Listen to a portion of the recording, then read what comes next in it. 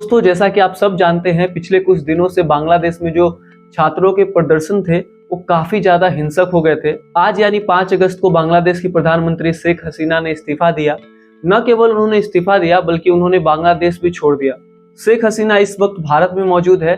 चलिए जानते हैं आखिर कौन सी ऐसी वजह थी जिसकी वजह से बांग्लादेश में इतने हिंसक प्रदर्शन हो रहे थे और ये मामला इतना ज्यादा कैसे बढ़ गया कि बांग्लादेश के 3 बार की प्रधानमंत्री को देश छोड़कर भागना पड़ा और इस्तीफा देना पड़ा। शेख हसीना को बांग्लादेश में हो रहे बड़े स्तर पर जो विरोध प्रदर्शन था उसकी वजह से आखिरकार इस्तीफा देना पड़ा। सोमवार यानी 5 अगस्त को प्रदर्शनकारी ढाका स्थित पीएम आवास में घुस गए। आपको बता दें कि बांग्लादेश में विवादित कोटा सिस्टम को लेकर प्रदर्शन चल रहा था। इस कोटा सिस्टम में यह प्रावधान था कि 1971 में बांग्लादेश की आज़ादी में भाग लेने वाले लोगों के रिश्तेदारों को सरकारी नौकरी में 30% आरक्षण दिया जाएगा। हालांकि अपने आप में एक विवादित फैसला था। छात्रों का कहना है कि इस सिस्टम के जरिए प्रधानमंत्री शेख हसीना अपने पार्टी के लोगों और रिश्तेदारों को फायदा पहुंचाना चाहती है। चलिए अब जानते हैं कि आखिर बांग्लादेश में जो प्रदर्शन का दौर है ये कब शुरू हुआ। बांग्लादेश में जो प्रदर्शन है वो पिछले महीने ही शुरू हुआ था, जिसमें अब तक 300 से ज्यादा लोगों की जान चली गई। हालांकि शुरू में जो प्रदर्शन था वो सिविल सेवा में कोटा के लिए था, लेकिन बाद में इस प्रदर्शन ने सरकार के विरोध का रूप ले लिया। प्रदर्शनकारी जो पहले कोटा सिस्टम हटाने की मांग कर रहे थे, बाद में शेख हसीना को अपने पद से हटाने की मांग करने लगे।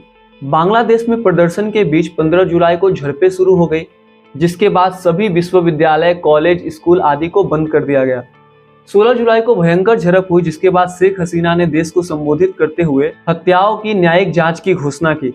इसके बाद बांग्लादेश की सरकार ने 20 जुलाई को राष्ट्रव्यापी कर्फ्यू लगा दिया और पूरे बांग्लादेश में सेना को तैनात कर दिया।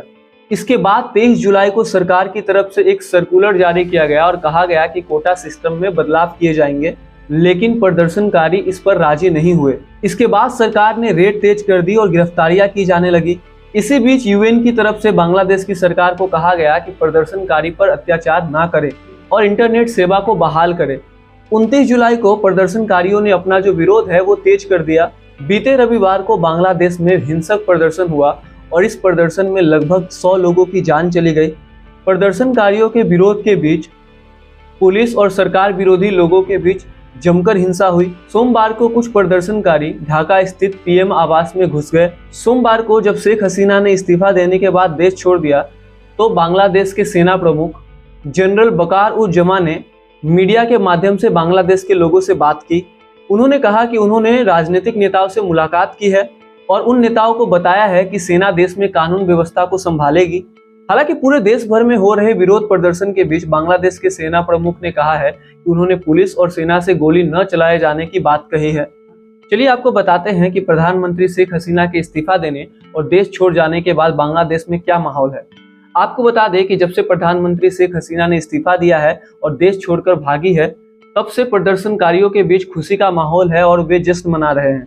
बांग्लादेश से जो ताजा तस्वीर आ रही है उसमें देखा जा रहा है कि प्रदर्शनकारी पीएम आवास में ढुककर उत्पात मचा रहे हैं।